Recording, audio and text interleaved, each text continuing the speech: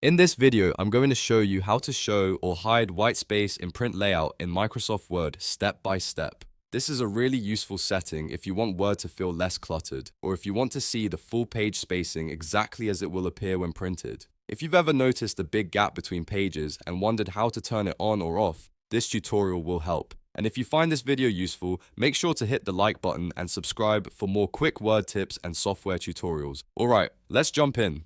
First, open Microsoft Word and look to the top left corner of the screen. Click the File tab. This will open Word's Backstage menu where you can access settings and preferences. From there, select Options. This opens the Word Options window, which is where many of Word's display and editing settings are managed. On the left-hand side of the Word Options window, click the Display tab.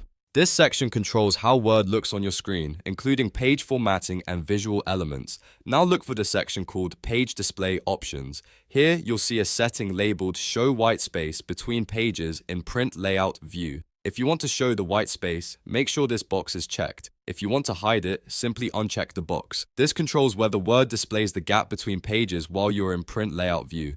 Once you've selected the option you want, click OK to save your changes and close the window. You should now see the difference right away in your document view. If white space is turned on, you'll notice the space between pages in print layout. If it's turned off, Word will compact the view and remove that extra gap, giving you a cleaner, tighter workspace. That's all there is to it. A few clicks in the Word settings and you can quickly show or hide white space whenever you need to. If this helped, please give the video a like, subscribe to the channel, and let me know in the comments if you want more Microsoft Word tutorials. Thanks for watching, and I'll see you in the next one.